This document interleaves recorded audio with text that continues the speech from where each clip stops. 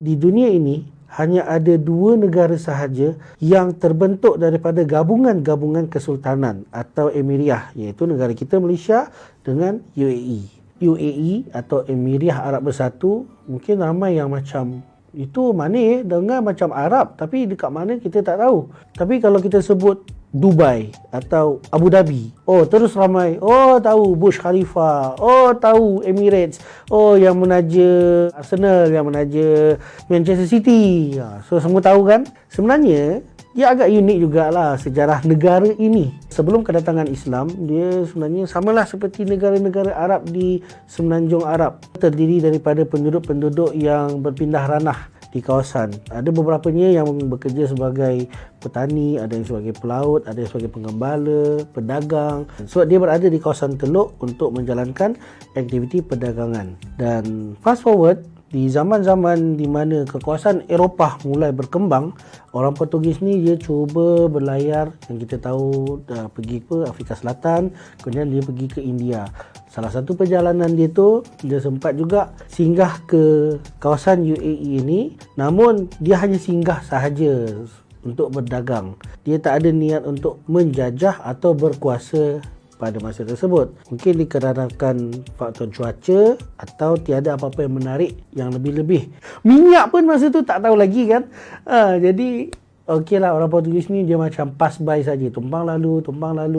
Tapi yang pandai mengambil keuntungan ni dari dulu lagi sebenarnya orang British. Dia dah jumpa je satu tempat, okey ini kita boleh buat bisnes. Nah, masa itulah British datang pada abad ke-18, ke-19. Pada masa tu keluarga besar yang menguasai kawasan UAE ini adalah keluarga dari Bani Yas, yang mana juga di Abu Dhabi ada keluarga Al Nahyan dan Al Maktoum di Dubai. Mereka semua berkuasa tapi dari keluarga yang berasingan. Nah, pada masa ni British dia sampai dekat UAE, dia tengok ni prospek cerah ni, aku nak kelentong orang-orang dekat sini ni.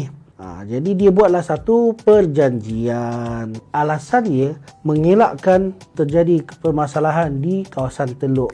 Kawasan-kawasan atau negeri-negeri yang telah membuat perjanjian inilah dikenali sebagai Trucial States atau negeri gencatan senjata. Jadi British ni dia pandai. Dia bagi alasan, aku datang bukan untuk menjajah korang.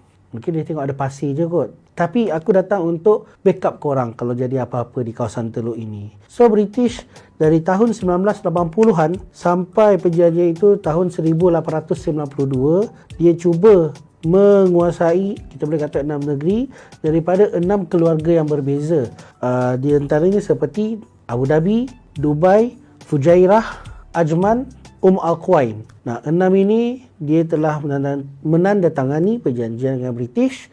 Satu sahaja yang tak pada masa itu, iaitu Ras Al Khaimah. Nah, pada masa ini selepas perjanjian dibuat, barulah minyak ditemukan di awal abad ke-20. Masa ni British, tak sia-sia aku berada di sini. So British seolah-olah seperti bantulah orang-orang Arab dekat sana untuk mendapatkan cari gali minyak. Agak lama juga sehinggalah pada akhir 1970-an, pada masa tu perang Teluk berlaku di negara Arab. Jadi British dia rasa dah tak selamat. Selain daripada masa tu kan selepas Perang Dunia Kedua, sebenarnya negara-negara Eropah kena melepaskan kawasan jajahannya. Memandangkan British tidak menganggap 6 states ini sebagai kawasan jajahan, sebab itu dia tak nak lepaskan. Tapi apabila keselamatan di negara Teluk, sebab perang Teluk ini berlaku, tu British terpaksa melepaskan mereka berenam. Pada masa inilah ke-6 keluarga besar ini bersatu menjadi satu, menjadi United Arab of Emirates. Pada masa ini sempat juga diajak Qatar dengan Bahrain, tapi mereka menolak di saat-saat akhir, seperti mana Brunei menolak saat-saat akhir bersatu dengan Malaysia kan. Namun pada tahun 1972, states yang ketujuh iaitu Ras Al Khaimah bergabung, sehingga lengkaplah negara UAE ini sampailah sekarang. Situasi negara UAE ini lebih kurang sama seperti negara kita, di mana negara kita terbentuk daripada 9 kesultanan yang berbeza yang menjadi satu di bawah nama Persekutuan Tanah Melayu sebelum bergabung dengan Sabah, Sarawak dan Singapura menjadi Malaysia. Sebab di dunia ini hanya ada 2 negara sahaja yang terbentuk daripada gabungan-gabungan kesultanan atau emiriyah, iaitu negara kita Malaysia dengan UAE.